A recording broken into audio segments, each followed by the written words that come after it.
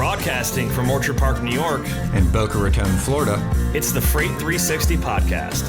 From freight broker sales tips to sports talk, this podcast is all about helping you grow as a freight broker. We're your hosts, Nate Cross and Benjamin Kowalski. Let's talk freight. All right, happy New Year, and welcome back to another episode of Freight 360. Ben, it's 2025. We took a little holiday, what'd you call it, like a little break for a couple weeks there? A little hiatus. There it is. Yeah, it was good though, man. It's funny because like we record on Wednesdays typically, and it just happened to be that Christmas and New Year's Day were both on a Wednesday this past holiday season. So, yeah, instead of putting out some like best ofs or throwback episodes, we just decided like, hey, no one wants to hear us talk when they're enjoying the holidays.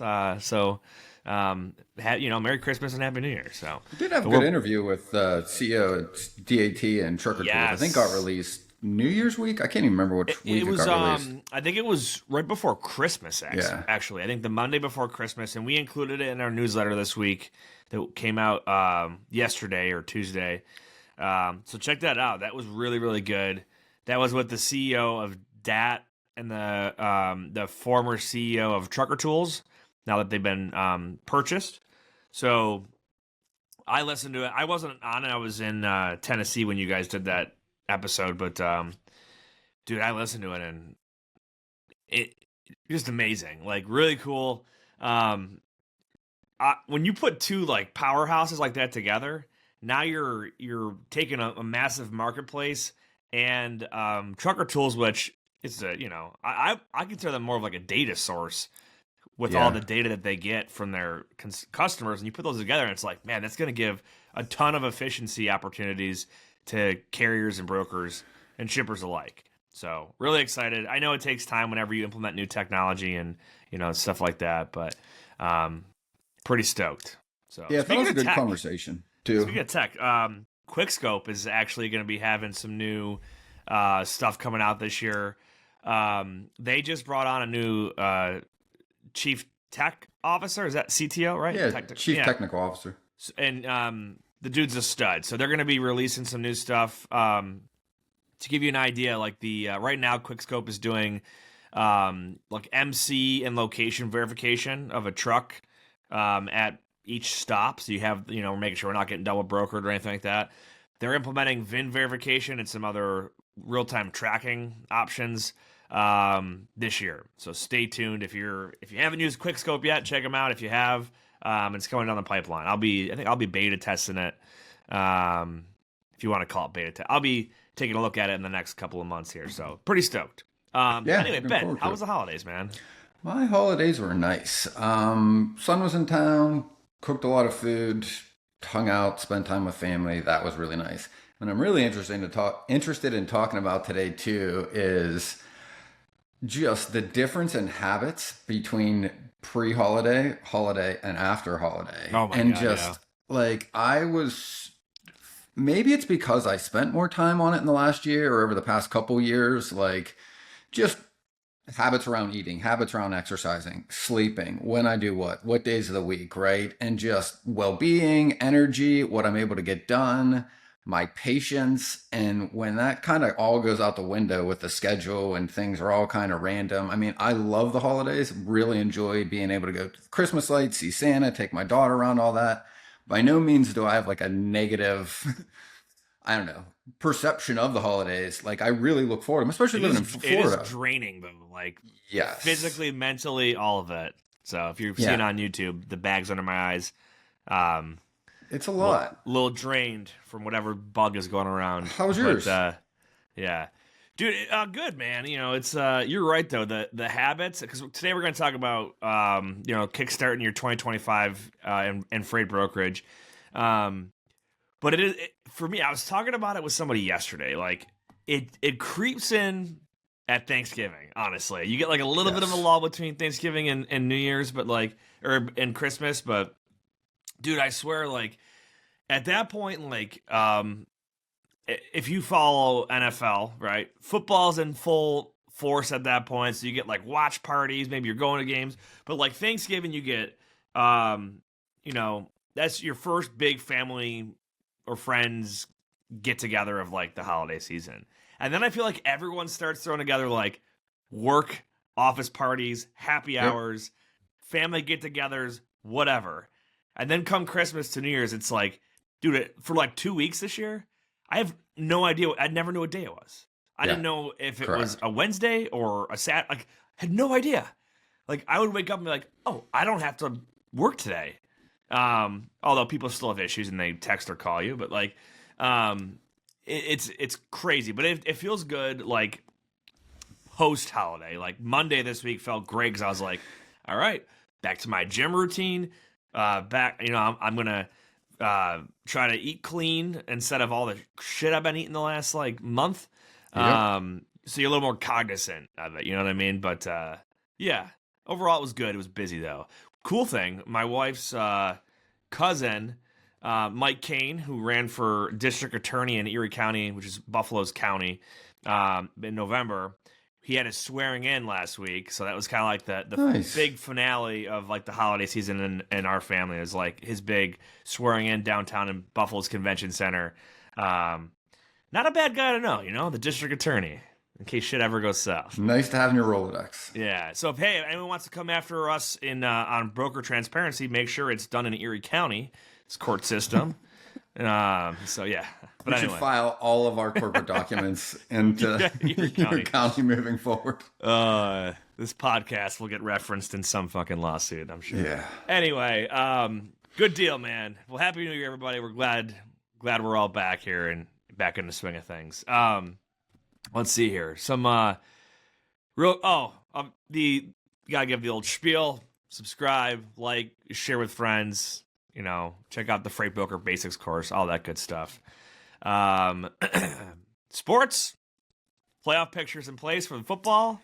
Yeah. And man, Steven, why don't you just unmute yourself for a second here, because I want to talk to you about the Bengals.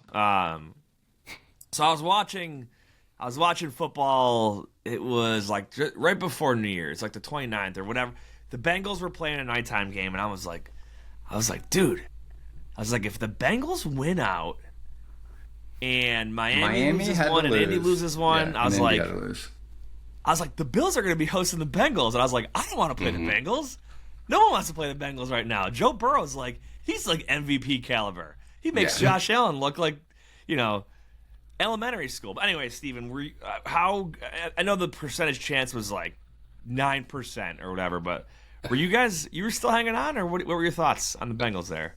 I mean, I didn't really get to follow football as much as I wanted to this year. Just having a daughter that's 3 months old, it's pretty much been football season is watching her. Yeah. But no, I mean, in true Cincinnati Bengals fashion, they turned it on in the back half of the year, like always. But it was a game too short, and again, Joe Burrow might be the first person to get MVP and not play a single playoff game. I mean, the stats that this guy put up are insane. But I mean, whatever.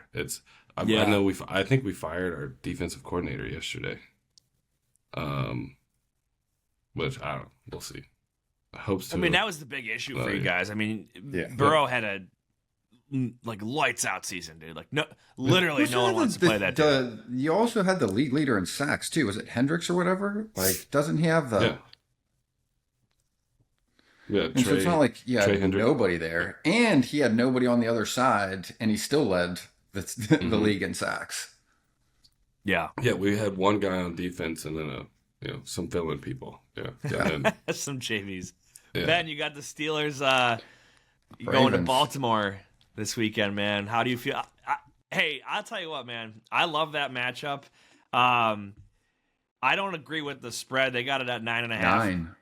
Or what? Yeah, dude, come on. I want to see Pittsburgh win for one reason, because I don't want the Bills to have a chance of playing Baltimore in the divisional round. But yeah, Agreed. If they win, I mean, I think this season looks completely different. They haven't won a playoff game since 2016. They played very well against Lamar Jackson and Baltimore over the years. I mean, honestly, Lamar's it's one of the games right now, man. He's like Joe Burrow, dude. He is, but I'm debating on whether taking the money line or taking the Steelers with the points, because I do think the line is lopsided. We'll see, though. Oh, it's totally lopsided, 100%. But the Baltimore Ravens have also had some blowout games. Yes. You know what I mean? Like, but so have a lot of teams, right? Denver beat the backups from KC like 38-0 or something crazy the other day. Baltimore beat the Bills like 40-10, or I forget what the score was. Like, there's been blowout games, but I don't think you're going to see that, especially when it's Russell Wilson in the playoffs. I don't either. So, but we'll see. Time will tell. Bills hosting the Broncos. Here's what sucks. I got Army this weekend. I won't even be able to friggin' watch the game. I'm sure I'll figure out a way to stream it or something, but I will not be tentatively. I won't be at the game, which sucks. I have tickets to the divisional round, assuming the Bills will make it there, and the AFC Championship if the stars align and the Bills end up hosting it. But first playoff game, I'm not even going to be able to be there or watch it in full force, which sucks. Oh well. Go Bills. All right, news. We got fires. We got snowstorms. We talk about this every year, Ben, is, you get the seasonality, and when stuff goes wrong in freight, when it comes to disruptions, no one expected fires in LA, but winter weather, I think we all know it comes every year. So that's kind of the big. Outside of that, I mean, I don't have anything else big, but like that's kind of the big thing that I've been hearing all the last week is like, dude, trucks falling off left and right because they can't make it to pickups, and it's all in like that. I guess what do you call that region of like Kentucky, Southern Ohio, Tennessee, Midwest. West? Yeah, but it goes further. I don't know. Yeah, sure. Wherever the snow's hitting, that whole area. Yeah. Steven, what do you call your area? We call it, well, my specific area is the tri-state area, but we call it the Midwest. Okay, all right. Well, Ohio, the Midwest. Kentucky, Indiana, Michigan, Iowa. So yeah, snowstorms, delaying stuff. Outside of that, we have any other news? Really? Yeah. But anyway, Happy New Year. Let's get into it. We're talking about 2025. So Ben, we typically do like every year we do like a either at year end or like the beginning of the year, we talk about like planning for your year, and we kind of keep it generic. I wanted to make this one like we'll include the generic stuff, but I wanted to keep it more specific on 2025, which I got my New Year's hat here. I'll wear for just a minute here. Nice. But there's a lot specifically going on in 2025 that's out of the norm. Presidential election, possible regulatory changes with the FMCSA. All right, enough with the hat. And freight market, like a lot of stuff, right? We've had like 2.5 years of like a freight recession that's coming to an end. We have possible tariffs coming in place, presidential change, relations with our north and south border countries could be impacted.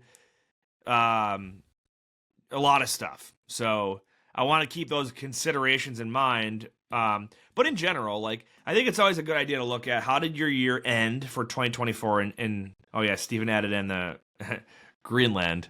If Trump wants to buy Greenland and rename the Gulf of Mexico the Gulf of America.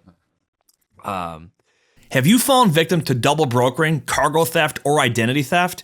Quickscope stands out as the only load-level fraud protection tool available today. Unlike any other solution on the market, Quickscope is deployed post-agreement between shippers or brokers and carriers.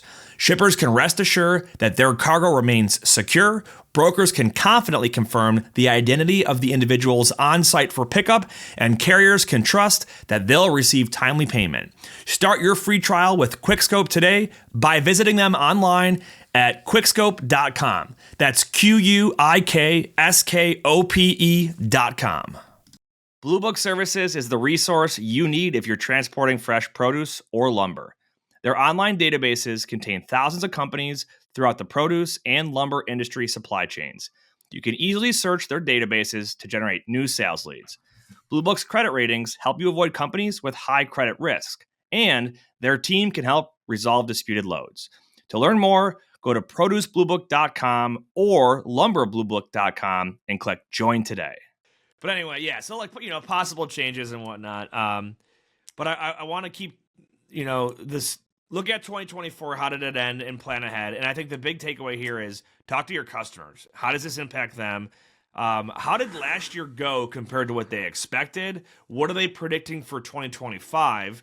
What do they have control over? What don't they? But I'm curious, Ben, have you had any of those kinds of conversations with your customers? I'll tell a story here in a minute about some unforeseen things that I dealt with, but have you had any conversations of what your customers are saying, or folks in your circle about I would kind of the say, landscape here? yeah, but it's mostly been through Thanksgiving, because right around Thanksgiving, I started like the companies I'm mostly involved in saw way more volatility on a day-to-day base on just the same lane, right? Like much wilder swings than what we've seen over the past few years, where you might see, pay truck or whatever, the market being 2 grand on Monday, 2,600 on Tuesday, 1,800 on Wednesday, 2,500 on Thursday, back to 2 grand on Friday. Again, it depends on the market and where you're looking, but there was a lot more volatility within a week on different lanes, on margins. There was where nobody had issues finding trucks every day of the week on that lane all year. All of a sudden, Tuesday, customers are reaching out going, I got 8 more of these. Can you take any of them? And the market is just way up because you got a deadhead carriers. There just weren't as many carriers in some markets on a daily basis, which is far more like the market that I started in and the way it used to exist. So to me, we were starting to have these conversations, or our account managers talking to our customers were from Thanksgiving on, because the situation was occurring and they're going, well, hey, you didn't cover 4 of these. And we're going back like, hey, we lost 600 on this one, lost 300 on this one. We can't take the other 3. Can you help us out with either some more loads or move the margins on this? Because we just there's not a truck here. We got a deadheaded guy in from 200-300 miles away. Like, we got to pay to do that. So those conversations were starting to happen, I think, out of necessity. And then on the back of them, I was talking with our account manager to go like, hey, like, you need to start letting your customers know, like, this is what the market is going to look like moving forward. Like it always used to. We've been so used to this flat market that even our pricing teams were going, well, hey, once the market goes back to normal, we'll be able to price these markets kind of the same way. I'm like, yeah, no, like this is the way the market is functioning when you're closer to equilibrium, like freight versus the amount of trucks, as opposed to a ton of trucks. Everybody's fighting to get loads. Yeah. Side note, what you just made me think about, and I'll get back to what I was going to say. With the market shifting, we've talked about fraud quite a bit in the last 2.5 years, honestly. Like, as the market softened up, fraud got exposed, I think, as a big part of it. So when I look at carrier vetting now, or historically, and it's like, all right, there's a lot of junk carriers out there with a lot of like red flags, uninsured vehicles, double brokers, etc. It's easy to skip over them and go to the next best option when the market's soft.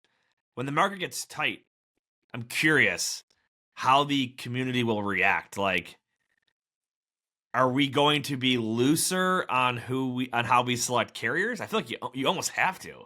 Like, yes. You won't, or like, I feel like that's the end. Like, you might individually not be looser, and you're going to pay more money, and that just is what it is. But someone's going to be looser and take that truck that's higher risk that you'll pass over today. This is the big thing that I talk about too, and I think it's worth talking about for planning going into 2025, is that most of the people that are in the industry that have come in here in the past 3 years, think about it, like the average employee does not really stay in our industry more than 3 to 4 years. It's probably less than that. I'd love to see what that stat is, but my guess is it's probably around there. So I would guess that like the majority of people probably working in our industry probably started around the end of the pandemic, where maybe the market was high and it was easy to get customers and hard trucks, but most are used to this market, right? Same with a lot of the tech companies looking at the market. I can't wait to get the hell out of this market. Exactly. And the two things that I think a lot about is when I'm talking with vetting companies, right? Like whether it's, RMIS or Highway or any of the ones that are vetting carriers to get it in, right? And they're like, well, hey, like we've got ELD integrations with all these carriers for fraud prevention. I'm like, that's great. How many do you have? And they're like, oh, they're all roughly like 100, 150,000, 90,000, somewhere around 100K, right? And the thing I always ask is, one, do you have a lot of issues with variances? Meaning brokers saying, hey, I need this truck, but I can't get them through the system. And everyone I talked to last year, and even the year before, is like, no, if you can't get them through, you shouldn't use them. And I'm like, great. That's fine if you can find another truck in your system to move the load. But what happens when the market is so tight and your customer's like, I need this moved, or this very bad thing happens with our relationship, or whatever it is? That's really when push comes to shove and you start seeing people going, hey, that's great, you have all of this, but like there's hundreds of thousands of carriers. And if there's 3 trucks in that market and you can't get that one through that system because of the gates you set up in your vetting software, now all of a sudden, what do? Because everyone's been building and using the market we've been in as if it's going to stay that way. And to me, that is a thing that I think about a lot going into 2025, because it gets far harder to cover loads. All of the bots that are like, hey, I can cover a load, most of them are functioning on inbound calls. Well, in a tight market, nobody's calling you. You got to find other markets to call carriers, to have conversations, to get them into the market to pick up the load. This is not the same landscape we've existed in that we are likely to see for the next year or two. Yeah, that's a really good point. I'll give you like the little situations that I've dealt with, and how I'm curious how they'll pan out this year. So, had a bid that was done in like April of 24, and the start date kept getting pushed back and back and back and back. It didn't kick off until late 2024. That pricing that was locked in, like you skip 6 or whatever months of it, like it's not very nervous about how that's going to look, with the market in 2025. Luckily, like we have the ability to go to the customer and say like, hey, we need to revisit this. When this was originally quoted, it went based off of the 12 months of this, back to last spring, not the delayed 6 month start or whatever. Another one we did, and luckily the customer is open to changes at any point. It's a 3-year commitment, and it's like nobody can commit for 3 years. Like even if you're just like, oh, we'll just use fuel as a variance, it's like no, like who. That you can see 3 freight market cycles in 3 years. We have no idea, but they're like, we just want to commit to, we want one partner for this chunk of business as the primary partner for 3 years. We can revisit quarterly or whatever we need to on the rate. We just want to have continuity. And I'm like, that's actually a pretty healthy relationship. That is by definition a relationship. Hey, we want to work with you. You want to work with us. We'll revisit as the situation and the market shifts, right? Like that is by definition, I feel like a real customer relationship. For sure. To the other point ahead. I wanted to, and I think we should elaborate on 2 sides of this. What does the carrier side look like on the coverage side for a brokerage? And what does the market look like for acquisition and the customer, right? And we touched on both a little bit, but I want us to expand on what you just said right there. Shippers have had pricing leverage for the past, call it 3 years, meaning they could extend bids, they could do whatever they needed, because no matter what decisions they were making, they could get their loads picked up because there were more need for freight than there were need for carriers. There was just more carriers than there were loads to move, right? When that shifts, right, so many things happen, right? One, you can be a shipper and say, this is our annual bid. But the thing I always find comical, because like we consult with some shippers, some large ones, and I'm like, you guys can do this. I'm like, but what I want to make sure everyone is aware of is there is a risk to that. And everyone on the shipper side goes, well, what do you mean? We got locked in pricing for a year. We've got better budgeting. We know what our numbers are. We have less work on being able to tender loads. I'm like, all those things are true. I said, but there's one risk that we're not talking about. And they're like, what do you mean? I'm like, if the market moves, call it 20% on any one lane, all of those carriers that bid on that lane, they're just going to hand you the loads back. They're just going to send them right back. And then all of a sudden, the next day or the day of, you have some percentage of your freight that is now completely uncovered that you've got to go to the market, pay brokers to go and find you trucks, negotiate deadhead rates, get guys into the market, pay market rates plus that margin. And I'm like, that is the way the market used to function. And when I'm talking to some folks that have only been in this position 2 to 3 years, I'm like, this is the thing we're taking out of context. You can say you want this to happen, but everybody is beholden to what the free market does. Nobody has the ability to move it, change it, or shape it independent of what's happening outside of their own company. In freight, time is money, and efficiency is key. That's where Levity comes in.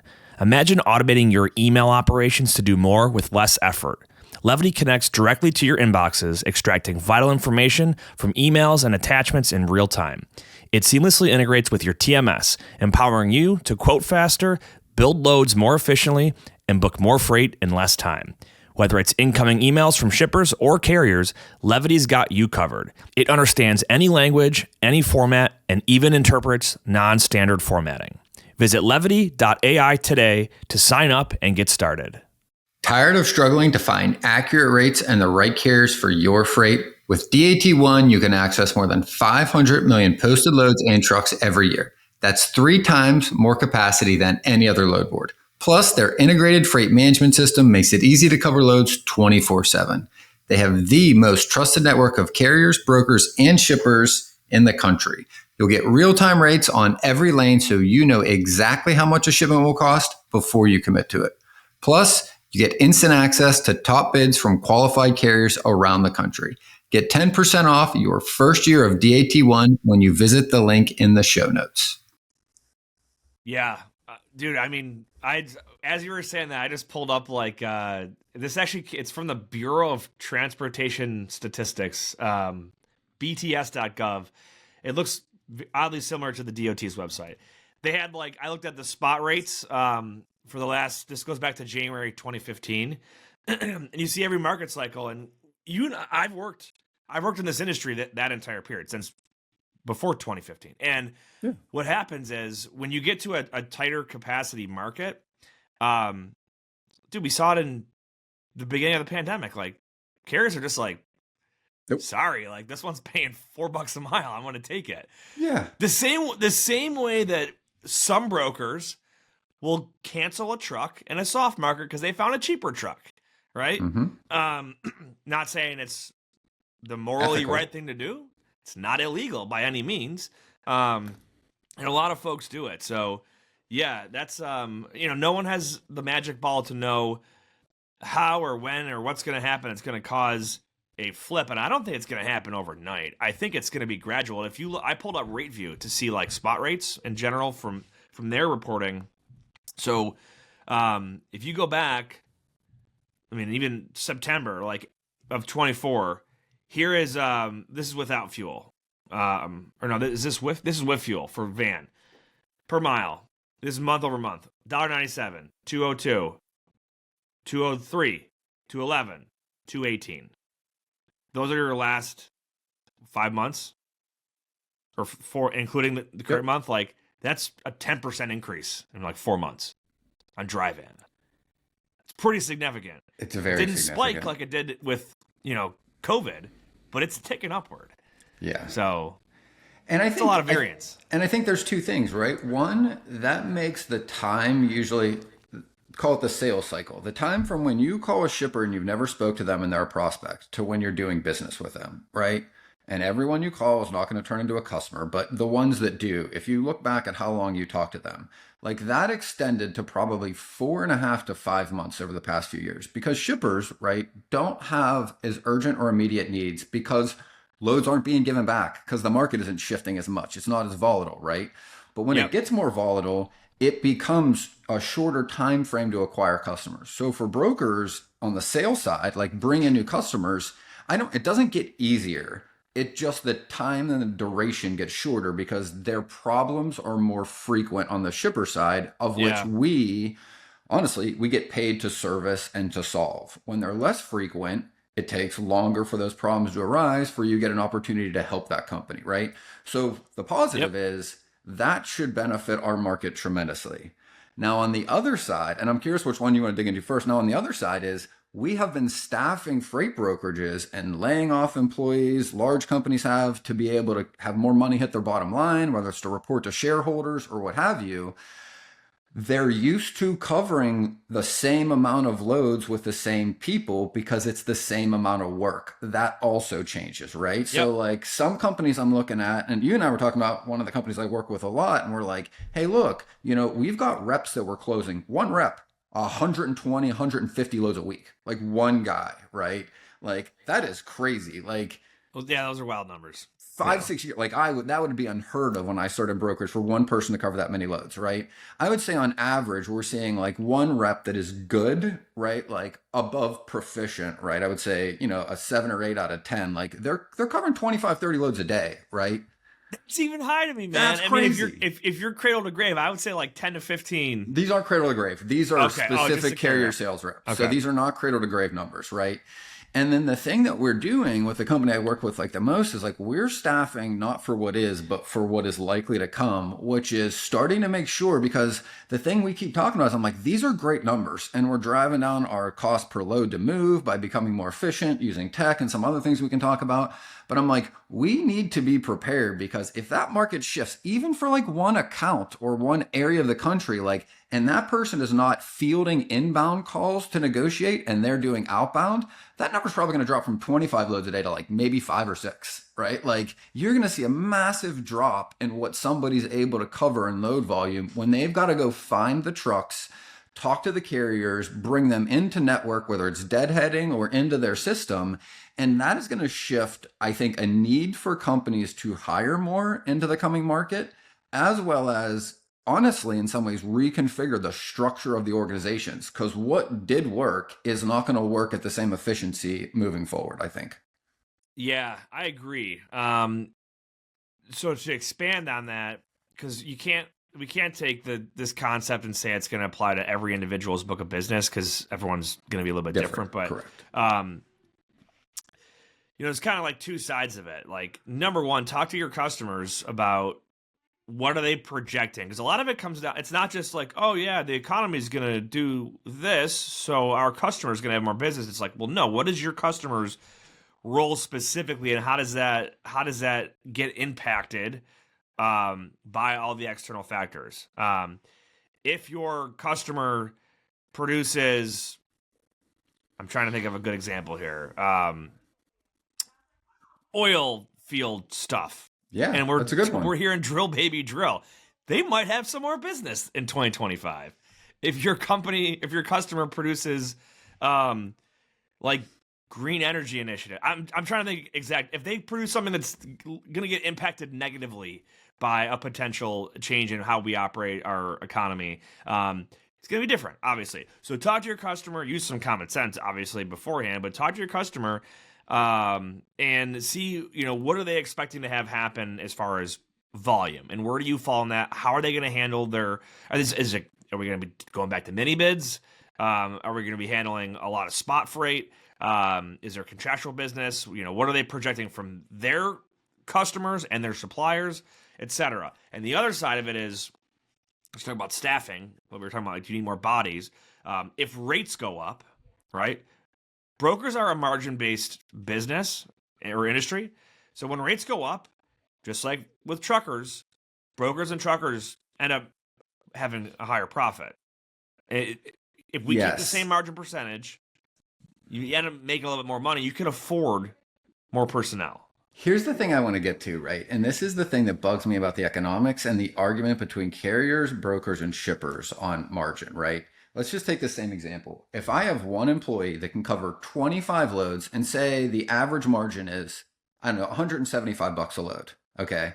But in a tight market, right, to your point, rates go up, margins will go up. But so does the workload. So that same person that covers 25 loads at 175 might cover 8.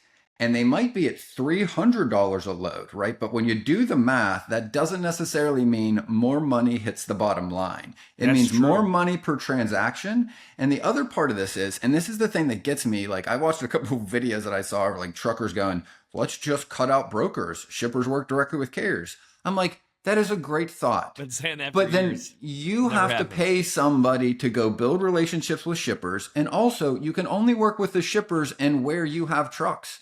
So you would need hundreds of customers to fulfill a carrier that might only have 20 trucks, because your trucks are only in certain places. You would need so many customers that you're talking to. And then the other problem is those customers are like, dude, I send you emails all the time and you never have trucks there. So it creates another burden on the shipper. And they're like, look, man, like I can't keep talking to a company that just doesn't happen to have what I need every time I need it. So it's a problem for the shipper. The carrier has to hire more people. Now on the brokerage side, it shifts both ways, right? Like, yeah, there's going to be higher rates and higher margins, but there's more work. Because that driver that might be 270 miles away from some rural town in the middle of the country where there aren't any trucks today, but my load's got to pick up, I've got to have 2 or 3 people making phone calls to every carrier within 350 miles of that place to have a conversation with that dispatcher to go, hey, my load is going to wherever, Laredo, Texas. Do you got a guy that would need to go there? Would that work for him? And they go, yeah, but he's 300 miles away. That won't work. Then you got to have a skilled enough carrier sales rep to go, okay, well, if I pay you loaded miles from where your guy is now to my pickup, to the delivery, would that work? Because to the carrier, that makes more sense, right? They're driving empty, less gas, but they're getting paid loaded miles. They load and they go to the same place, right?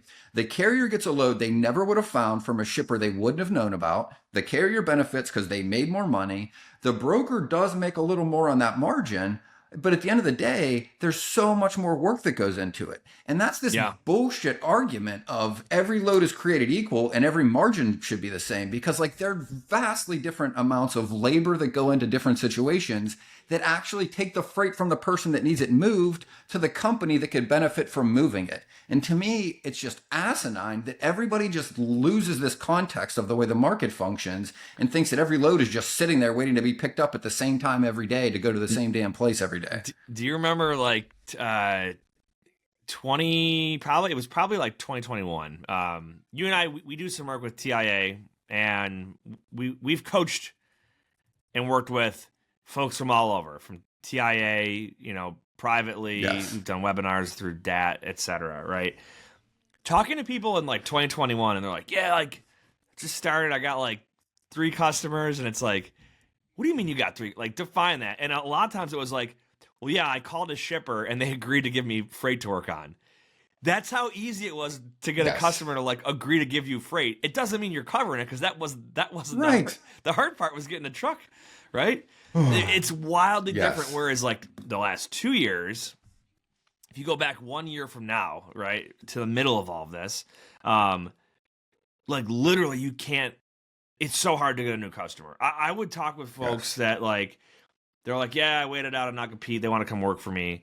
And like I have this long conversation like, hey, man, I know you think your relationship with that customer is really solid.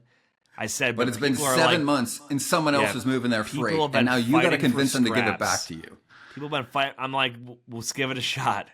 It like never works out. I had a guy, here's what sucks. I had a guy at the end of 2024 that we hired on, and he ended up not, he didn't even do a full week, right? He started on, and I talked to this guy for like 8 or 9 months. I was like super excited when finally time, he's like, you know what, we'll start it off for the new year. So we got everything up and running in December. And he like, I get this email right around New Year's. He's like, man, my customer, like my main customer, they're doing that whole we're not adding new brokers right now thing. He goes, I literally can't move. Like, I got to stay where I am. I can't leave my company because they just too much red tape. There's no workarounds. I can't get them set up. He's like, maybe in 6 months, I'll let you know. And I was like, that's the stuff that we've been dealing with the last couple of years, that we didn't have that issue in 2020 and 2021. It was like literally bring everyone in that you can, let them all go hunt for trucks, and whoever can get a truck first wins. You know, that's a skill, right? Like that's the thing we were talking about. Like in that market, like you had to get good at your job in order to be able to succeed, right?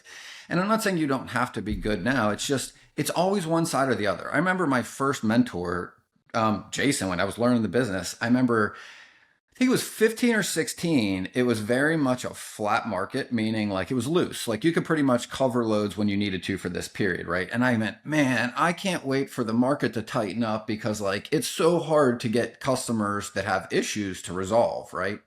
And I remember he just said, like, I can picture him saying to this day, he's like, care for what you wish for, because I can tell you that is a very different type of pain you're talking about. It does not get easier. It just gets different. It's not that one is better than the other. It's just, it's either hard to get customers or it's harder to get carriers. Like you are working one way or the other to succeed in this industry. We're in the middle. Like we don't create the markets. We solve whichever issue needs solved on either side of it. And to me, that's what keeps it interesting. So, speaking of customer issues, I'll shift gears just a little bit here.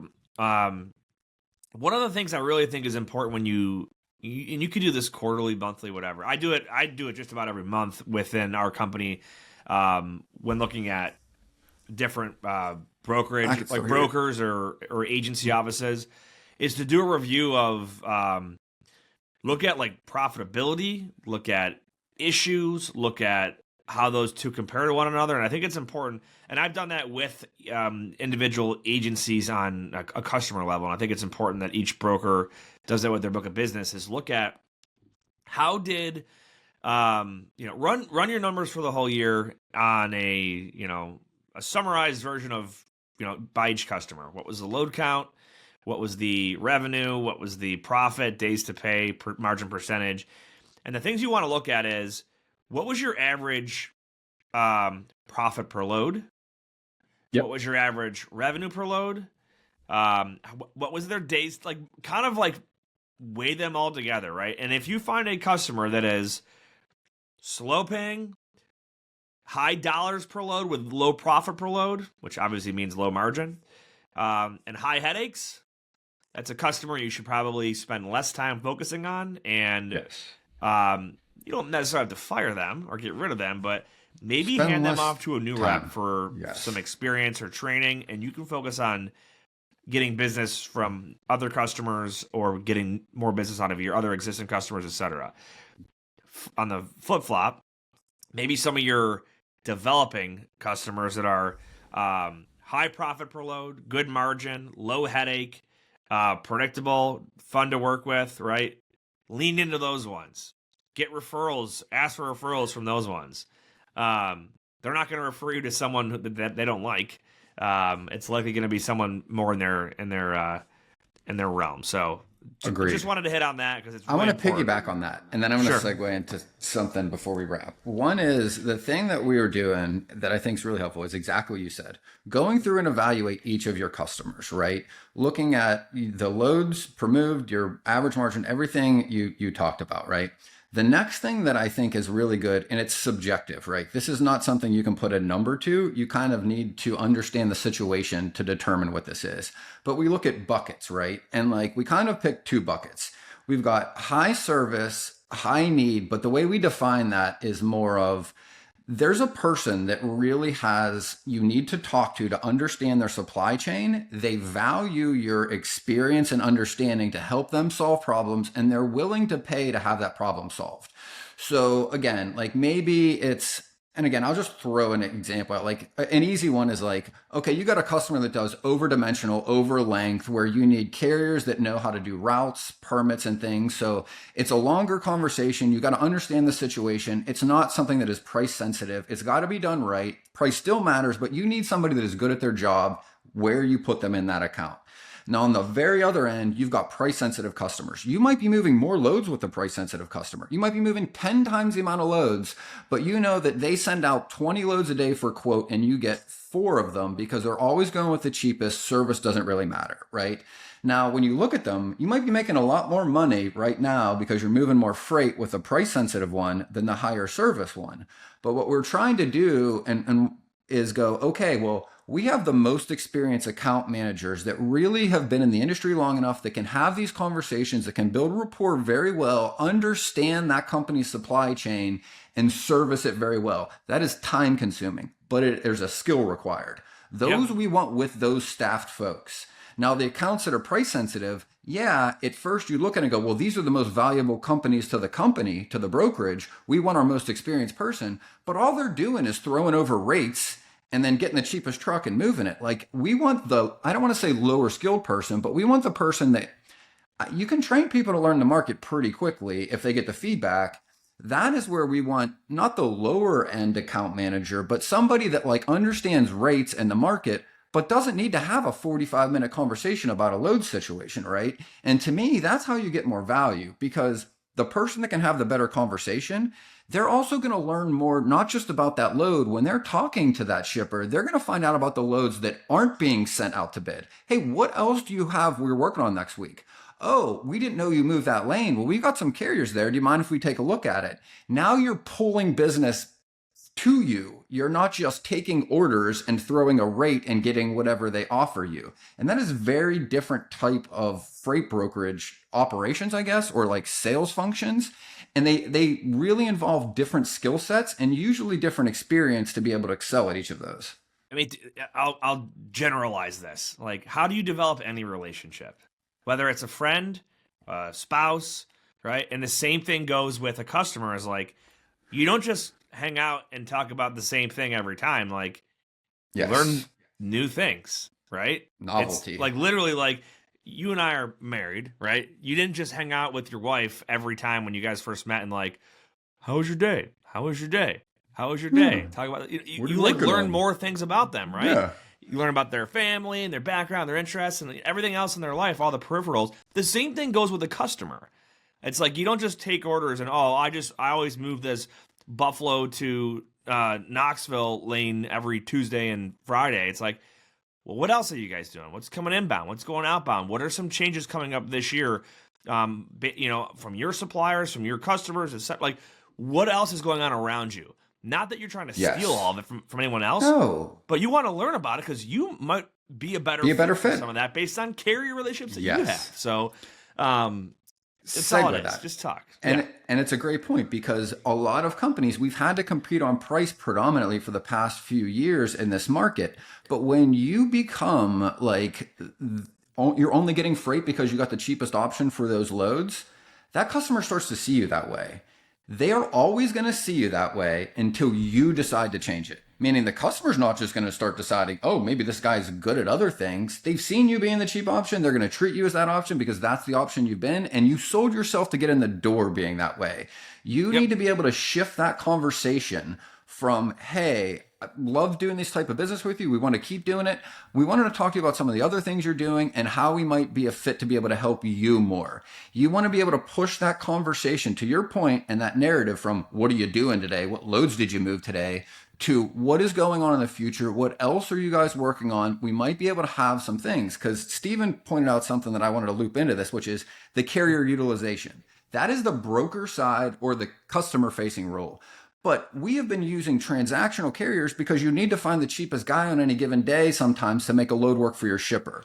But as you shift to the new type of business, meaning price to service, you should be talking to your carriers more. You need your carrier sales reps, if you're not cradle to the grave, to start having conversations, not just negotiating a load and moving on. They got to get on the phone and talk to that dispatcher. Where else do you have trucks? Where else might you have a load? Oh, hey, I saw you move this load for the past 2 weeks for us. Do you have a truck there every Tuesday? Well, now if that guy tells me he's there every Tuesday, my customer sales rep should be on the phone with that customer long before Tuesday of next week going, hey, how did that load work out for you the past couple weeks? Great. Did that price work? Great. My guy's going to be there Tuesday. Do you think we can get that load from you now? Like it's Wednesday. I might be able to get that load from Tuesday today, get it to that carrier, the carrier wins, the shipper wins, and I got less work come Tuesday having to cover that load. And then the carrier's running more of the same freight. That helps them. It's more predictable for them. These are the win-win-wins when you bring all of these things together. When the carrier sales reps are building better relationships with your carriers and your customer-facing people, even if it's the same person, is doing more of this with the shippers. Yeah, I mean, that's the thing I wanted to kind of wrap up with is like, lean into those carrier relationships now, because if you remember going back a few years, that like we just said, it's one of the hardest things to do was to find a truck. We had a situation it worked out for at least a little bit until the carrier until it didn't. But basically, like, had a carrier that for years ran the same couple lanes, hauling some produce, and never gave it to anybody else. And the market got tight. Carrier stayed loyal, kept hauling the load for us, until rates got like too good to be like, Yeah. hey, it's paying double to go do this, right? But like, so again, it was kind of an anomaly what we went through in the pandemic. But lean into those relationships now, because if you can get that repeat predictable business for and offer it to a carrier, price isn't always the most important thing to them. No, it isn't. It's like, hey, the same way that you're like, if you work at a bank Monday to Friday, 9 to 5, and you're off every holiday, that's predictable. That's not our job in brokerage, but like carriers, the same thing. If they know, like, hey, I'm hauling the same load to the same place every week, and I'm home the same days every week, that's great. Exactly. And this is the thing I want to point out to the carriers that listen to this, is that you can do the same thing with brokers. So many carriers we've worked with as clients where I'm like, hey, who do you maybe refer with? Oh, these 4 brokers. How do you work with them? Oh, they send us load lists. We take what works. Okay, when's the last time you picked up a phone and had a conversation with that broker and asked them, where else do they have freight? Where else do their customers might have loads? Because that broker might not have the load right now, but his shipper or one of their shippers or that company might have a relationship with a shipper that really works out for one of your trucks that they don't know about. Nobody knows these things if you don't pick up the phone and have conversations. If carriers did more of this with brokers, they end up with better relationships, better routes for their drivers, and sometimes better paying loads, right? Regardless of the margin. But when nobody wants to have the conversation and they just want to do it the same way every day, you're going to get the same results. And that's the last thing I wanted to segue into, unless you had anything else on that. No, that's good. Which is, we talk about goals a lot in planning, but we talk very little about habits, right? And there's a quote that really struck me, and it said, if you're going to do the same things next year, you're going to have the same year. If you're going to change your habits, you'll have a new year, right? And to me, that is really what differentiates all of success in life. We're human beings. Our brains are wired to do habits to make it easier and to use less cognitive load and less energy when we do things to the next thing. If you really want a different outcome in your life or your business, you have to look at, and I always think about this in my head, I don't remember where I heard it. What are you doing on a random Tuesday? It's not the big wins. It's not the big losses. It's what do you do on a Thursday? What does your Tuesday or Thursday or Wednesday look like? Because that's really what's going to define your year. If you're just taking orders from carriers that are sending in and not having conversations, you'll have the same results all year. If you are just waiting for your customer to send you loads, you will have the same results this year and probably worse. You've got to look at what your habits are and what you're doing and be willing to change them. And that takes energy and it takes time and it takes patience to do it. But that's what pays the dividends in any progress in life, whether it's working out, your diet, your sleep habits, or the profit and the bottom line of your company. And I think people overlook that far more than they pick, oh, I got a big goal this year. Great, but if you're going to do the same shit you did last year, I don't care if your goal is 25 million, 10 million, or 50 million. That's a dream, right? Without a plan to execute what you'll do differently to get a different result, you are going to end up in the exact same place or likely worse, because the market won't stay the same, but you do, you're not going to perform the same way. Amen, brother. Yeah, that's so true. So true. I think it applies to anywhere in life, whether you kind of hit on a lot of them, like if it's your sleep goals or your fitness goals or your any of your health goals, your relational goals, your career goals, though, keep in mind, like, here's the difference between like a personal goal and a career goal. Like if you want to lose weight, like you can go to the gym more and eat less, right? You control literally 100% of that. Yes. In brokerage, you don't. Like, you can't control the market. You can't control what your customer decides to do. You can't control what carriers decide to do. What you can control, though, is how you act and how you react. So you've got to, I almost think you have to put a lot more focus and thought into planning out your year in freight brokerage, because you don't control 100% of, what causes the change. So, I think it's 100% true. And I think in freight brokerage or in your day-to-day life, I think there are some things that are similar, right? Our lives, for the most part, change, right? Like, especially as freight brokers, you have busy days, you have slow days. But guess what? You don't know which one will be which into the future. You don't know if it'll be tomorrow or the next day that'll be busy or slow, right? So like, even when I look at like diet, sleep, or exercise, one of the biggest things I did when we moved in this house, I'm like, I want a gym in my house because I have no idea what my day is going to look like. And I know at the very least, if I do that when I start my day, it eliminates the excuse of I don't know what's going to happen in my day, right? I don't know if I'm going to eat healthy, but if I try to plan every day and today's a 12-hour day, I'm going to eat like shit. I'm going to eat garbage. So guess what? Make sure you have broccoli or whatever it is you want healthy ahead of time. Now you don't have to think about those things. You can pre-plan to avoid so many of these things. Like in freight brokerage, it's like not just trying to plan this year as it looked like last year. Look at the extremes. What if it does this? And what is the worst case and the best case? Or what are the most volatile things?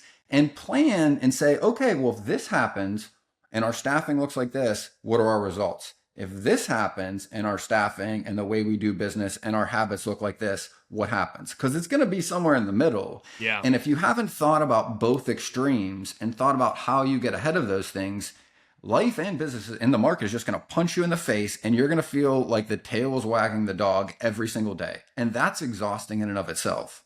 Yep, for sure. Hey, good discussion. Great episode. First one of the new year. 200 and what are we at? 76? 6. Yeah, man. Killing it. All right. Well, that's all I got. I think it was a great start to the year. Hope people take the advice away. I honestly think your rant at the end there was like probably the nail in the coffin. Like we should have started with that. It was really good. So, final thoughts. Whether you believe you can or believe you can't, you're right. And go Steelers, beat the Ravens, one of those, right? Exactly. And until next time, go Bill. That wraps up this episode of Freight 360. Check out the show notes for links to anything that we've referenced on this episode. And make sure to visit us online at freight360.net to see our entire library of episodes, videos, blogs, and more. And make sure to check us out on Facebook and subscribe to our YouTube channel for daily and weekly tips and content. If you'd like your question answered on the show, fill out the Contact Us form on our site, and we'll see you next week.